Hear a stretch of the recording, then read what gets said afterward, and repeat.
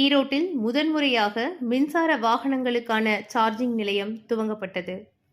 உலக அளவில் அதிகரித்து வரும் காற்று மாசுவை கட்டுப்படுத்தும் வகையில் நாடு முழுவதும் பொதுமக்கள் தற்போது மின்சார வாகனங்களுக்கு மாறி வருகின்றனர். மின்சார வாகனங்களை பயன்படுத்துவதன் மூலம் பெட்ரோல் மற்றும் டீசல் எரிபொருள்களை காட்டிலும் ₹6 வரை மிச்சமாகிறது என்பது குறிப்பிடத்தக்கது.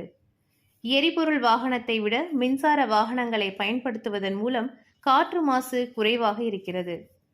எரிபொருளின் விலை தொடர்ந்து ஏறிக்கொண்டே இருப்பதால் பொதுமக்களிடையே 2 சக்கர மற்றும் 4 சக்கர மின்சார வாகனங்களை வாங்கி பயன்படுத்துவது என்பது அதிகரித்து வருகிறது.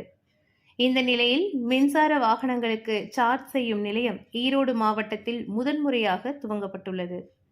சித்தோடு அருகே உள்ள டெக்ஸ்வேலியில் அமைக்கப்பட்டுள்ள சார்ஜிங் நிலையத்தை மில்கி பஸ் நிறுவனத்தின் நிர்வாக இயக்குநர் சதீஷ்குமார், டெக்ஸ்வேலி நிர்வாக இயக்குநர் குமார் ஆகியோர் ரிப்பன் வெட்டி துவக்கி வைத்தனர். இதுகுறித்து சதீஷ்குமார் கூறுகையில், கிட்டத்தட்ட ஒரு 7-8 வெஹிக்கிள் இது வரைக்கும் ஆப்ரேட் பண்ணிட்டு இருக்கோம்.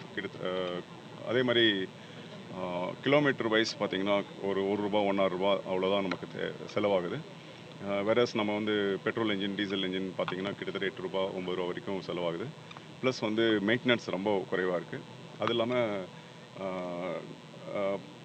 இப்போது என்னை பொறுத்தளவுக்கு பார்த்தீங்கன்னா நான் வீட்டில் 15 கிலோவாட் சோலார் ரூஃப்டாப் சோலார் போட்டிருக்கோம். ப்ளஸ் அதில் ஃபுல்லாகவே அதில் சார்ஜ் பண்ணிக்கிறோம். ப்ளஸ் வெளியில் போகும்போதும் இந்த மாதிரி ஃபாஸ்ட் சார்ஜிங் ரொம்ப யூஸ்ஃபுல்லாக இருக்கும் லாங் ட்ராவலிங்க்கு.